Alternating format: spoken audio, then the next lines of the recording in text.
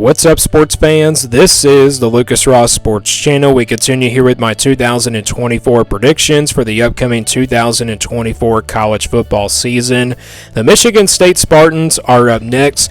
Michigan State coming off a pretty rough year last year in 2023, going just 4-8 overall, did not even come close to making it to a bowl game. It's been a rough couple, years now for Michigan State. Of course, coming up this season, new head coach, so it's kind of like a rebuild and also a new era for Michigan State. My thoughts on this team, though, for 2024, I'm kind of having a hard time figuring out how good this team is going to be. You look at the offensive side of the football. I mean, they're going to be really young on that side of the football. I don't think the offense is going to be terrible, but I think they might struggle this season. They're going to be really young on that side of the football, and then defensively, they actually got a decent amount of production coming back on the defense, so maybe the defense will be pretty solid. They're not going to be very talented, and they're not going to be like one of the top defenses in the country, not even really close. I mean, Michigan State, it's kind of like a rebuild year, so maybe the roster is not that talented, but the defense should overall be pretty solid. So let's now get to the schedule here for 2024. This is the schedule here for Michigan State. Again, they were 4-8 last year in 2023. So let's go game by game now and give you a record prediction here for Michigan State for 2024. They start things out with Florida Atlantic here on August 31st. Should be an easy win here for Michigan State. An easy, game to start out the year for this new coaching staff and also for the first-year head coach and everything. We'll see what the offense looks like for Michigan State and definitely the defense as well. So I think Michigan State wins this one, not by a lot, maybe about like 13 to 17 points, somewhere in that range. I don't really think it's going to be a blowout because Florida Atlantic's a pretty good group of 5 team, but I think Michigan State should win fairly easily. They get the win here and start out 1-0 pretty easily. And then after that, they go on the road to play Maryland here on September 7th to open up conference play. So they have a conference game here in week number 2, a rather early conference game. You look at this Maryland team, I think they're going to be pretty good on the offensive side of the football, like how they always been, but not really as explosive as they were over the few years when Talia Tagovailoa was there. So with him gone now, the Maryland offense might not be very explosive, but you look at the defense, I think they'll probably struggle there. There's really 2 sides to both of these teams that are pretty much their strengths. Maryland's going to have the better offense, and then Michigan State's going to have the better defense. Michigan State probably will try to run the football in this game and keep this as a low-scoring game as possible, but playing on the road, this is a 50-50 game. If it was at home for Michigan State, I would definitely go with the Spartans here, but I'm going to go with Maryland here just because they're playing at home. It's a 50-50 game, so I got Michigan State losing here in week number 2 in their first official Big Ten game here on the road at Maryland. That puts their record at 1-1, and then they get a pretty easy win here over Prairie View A&M, an FCS team. They should be able to take care of business in that game. Win by a lot of points in that one, maybe like 20-something points or maybe 30-something points. That puts their record now here at 2-1. And then after that, they go on the road to play Boston College on September 21st. Very interesting non-conference game here against Boston College. I really didn't think we were going to see this kind of matchup here, but it is on the road here for Michigan State. 2 pretty similar teams. Boston College with a first-year head coach as well. I think both of these rosters are pretty even. I've been kind of back and forth on this game as well, just like the Maryland game was. And, Boston College has the home field advantage, so that's what I'm going to go with here. I think it's a 50-50 game. It's a really good back and forth matchup. I think it's going to be probably a lower scoring type game though. But I think Boston College, at the end of the day, they have the home field advantage in this one. I'm going to go with the Eagles here, so give me the Eagles in this matchup, and that gives Michigan State their second loss here of the season. So that puts their record now here at 2-2. And then after that, they play at home against Ohio State here on September 28th, an Ohio State team that's going to be very talented this year, and of course, a lot of, really talented playmakers on both sides of the football.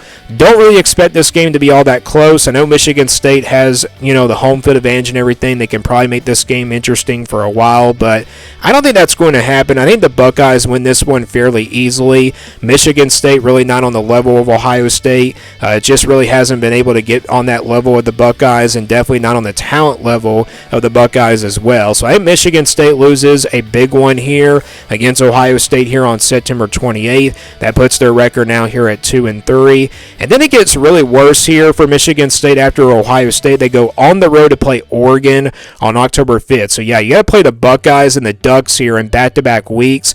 Two of the top contenders in the Big Ten this year, and also the top contenders to probably win the Big Ten championship this year as well. You look at this Oregon team, going to be very explosive on both sides of the football. I mean, both offensively and defensively. The defense is going to be really dominant. The offense is going to be really dominant as well. And this game is on the road. I don't really see this game being all that close either. I think Michigan State, after they lost to Ohio State, they're all beaten up, and they're going to take another beating here in this one against the Ducks. I don't really expect this game to be all that close. I think Oregon wins this one fairly easily, and they give Michigan State their 4th loss of the season. So that puts their record now here at 2-4. And then after that, they get their first bye week here this season before playing at home against Iowa on October 19th. So this will be a home game here for Michigan State. Potential kind of an upset alert type game. You know, I did mention this in the Iowa video. It's kind of one of those upset alert type games. Let's say that Iowa is probably ranked in the top 15. You know, coming out of a bye week, Michigan State might have a chance in this game, but I don't really think it will be enough. It's going to be a low-scoring type game. Iowa definitely has a better defense than Michigan State does, and I just think Iowa is definitely a more talented roster as well. So I was kind of back and forth on it at the beginning of the offseason, but now when I look at it, I think the Hawkeyes are definitely the more talented team here. So I think Michigan State comes up just short here. You know, after the recovery of Oregon and Ohio State, you know, from a couple weeks ago, I'm going to go with the Hawkeyes though. I think Michigan State comes up short, and that puts their record now here at 2-5. So that's 4 losses in a row going into their rivalry game against Michigan here on the road on October 26th. And take a look at that stretch there. On the road, you know, actually from September 28th all the way to October 26th, they got to play Ohio State, Oregon, Iowa, and Michigan.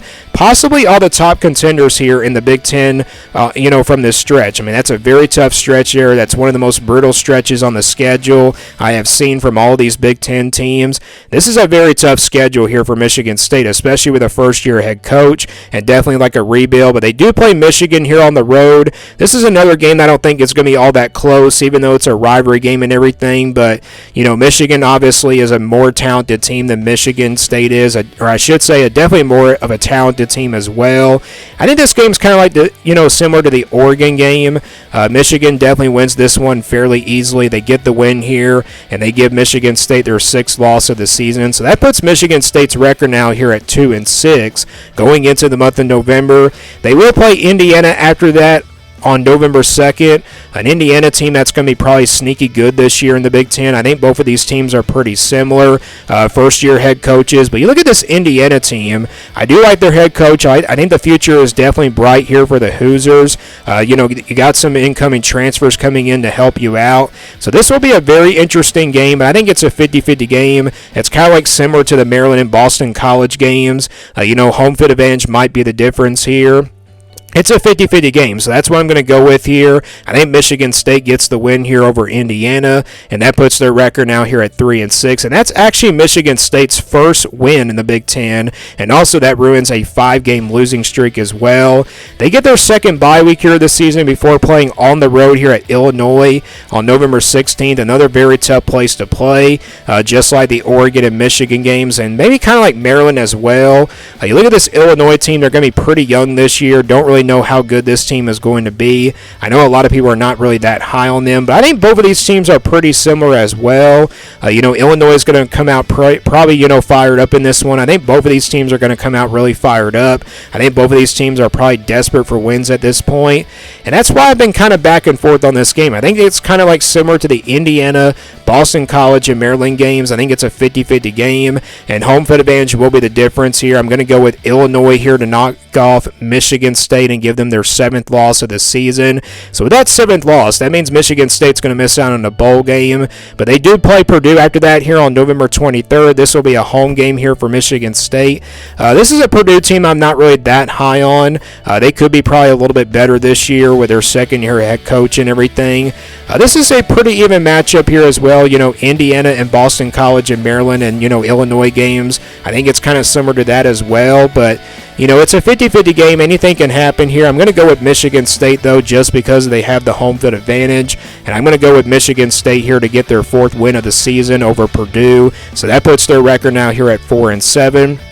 And then the final game of the season is at home against Rutgers on November 30th. A Rutgers team I think is going to be really solid this year and also pretty decent as well. They'll definitely not be like a top 25 team, but also maybe like a bowl team, and also probably not up there with the top teams in the Big Ten and everything. But you look at this matchup here, Michigan State has the home field advantage. After the win over Purdue, maybe they got some momentum going for the next year and everything because they're going to miss out on a bowl game here, regardless if they win or lose in this game. But you look at this Rutgers team, I think they definitely have a better roster than Michigan State does, but this is a very tough one to call. Michigan State playing at home, it's kind of hard to go against them when they're playing like a pretty, against a pretty average team, and then also a pretty much a decent team as well. I'm going to go with Michigan State, though, just because they have the home field advantage. Again, all these games in the month of November are kind of like similar to the, Indiana, Illinois, and Purdue games. Rutgers is a pretty much a 50-50 game.